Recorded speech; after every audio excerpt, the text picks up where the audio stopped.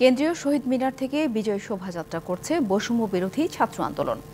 অংশ নিয়েছে শহীদ পরিবার, জুলাই আগস্ট গণ অভ্যুত্থানে আহতরা ও ছাত্র জনতা। সেখানে আছেন সহকর্মী রাকিব হোসেন, তার কাছ থেকে জানবো বিস্তারিত। রাকিব, বিজয় শোভাযাত্রায় যারা অংশ নিয়েছেন কি বলছেন, সব মিলিয়ে বিস্তারিত জানাবেন।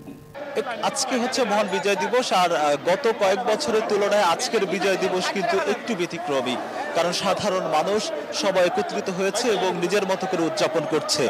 আমি আছি হচ্ছে কেন্দ্রীয় শহীদ মিনারের সামনে। এখান থেকে কিন্তু হচ্ছে বৈষম্য বিরোধী ছাত্র আন্দোলনের ব্যানারে হচ্ছে ছাত্র জনতা, জুলাই আহত এবং হচ্ছে শহীদ পরিবারের সদস্যরা কিন্তু র্যালি করছেন, বিজয় র্যালি।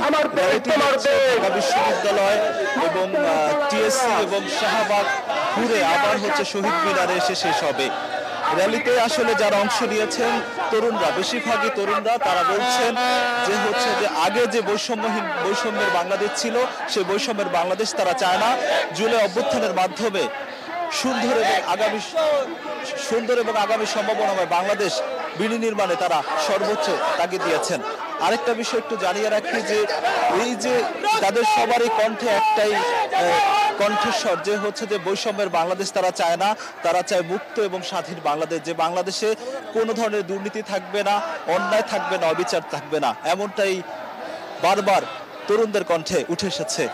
তরুণরা আরেকটা বিষয় জানিয়েছেন যে হচ্ছে যে এই বিজয় তাদের প্রত্যাশা থাকবে যে সামনের যে দিনগুলোতে ভবিষ্যৎ যে বাংলাদেশ বিনির্মাণে সবচেয়ে বেশি কাজ করবে তরুণরা, এবং তারা কিন্তু সব সময় হচ্ছে যারা বাংলাদেশের দায়িত্ব নিয়েছেন তাদের সাথে আছেন এবং থাকবেন।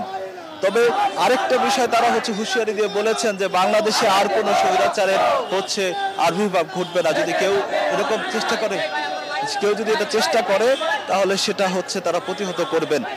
কেন্দ্রীয় শহীদ মিনার থেকে কিন্তু এখন পর্যন্ত হচ্ছে মিছিলটি শাহবাগের দিকে যাচ্ছে এবং এই ছিল আমার কাছে সব শেষ। ধন্যবাদ রাকিব।